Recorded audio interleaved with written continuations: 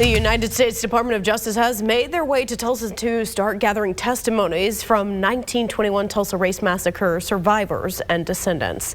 Thanks so much for joining us tonight. I'm Sarah Whaley. And I'm Morgan Martin. Shay has the night off. We told you last month the DOJ announced it was opening a review of the massacre. Fox 23's Paris Rain is live in the newsroom after hearing from lawyers for the survivors.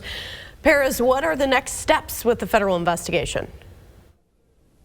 Well, Sarah Morgan, the DOJ walked the entire Greenwood district, gathered information from survivors and descendants, and are now asking anyone else with information, pictures, old diaries from ancestors, or stories to come forward.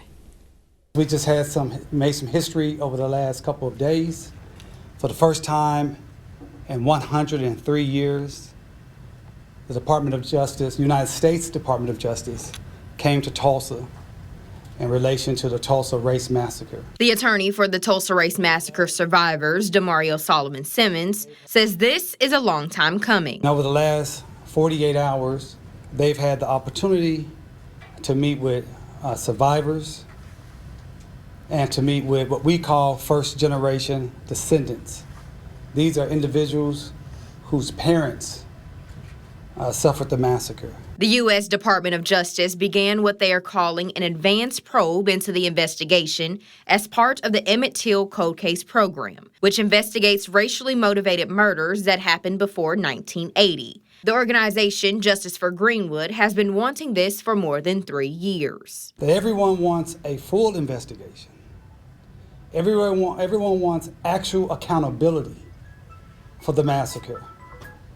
They want those who perpetrated this harm that started in 1921 and continues to today to be held accountable. That was a uniform sentiment of each and every individual. United States Congressman from Texas, Al Green, played a part in getting this started by sending a letter to the President of the United States and the DOJ, and plans to introduce bills to pay damages to the 2 remaining survivors. We are introducing private bills for each of them. When the city does not live up to its responsibility of protecting its citizens, when the county does not meet its obligation, and when the state fails to do what it should to secure people, then the federal government has to step up. They are asking for all Tulsans to step in and help. As always, we've had an overwhelming response from the Black community in Tulsa, but we're also asking for a response from the white community in Tulsa.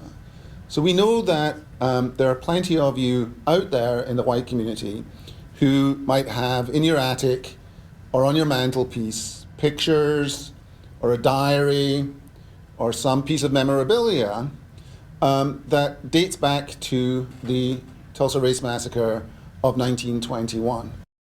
They ask if you have any of those things or were told stories growing up to reach out to them at doj@justiceforgreenwood.org. Now, a Race Massacre descendant says he never saw this coming, and he shared a story with us after the news conference. I'm working on that part of the story for Fox 23 News at 10. Live in the newsroom covering news that matters, I'm Paris Rain, Fox 23 News.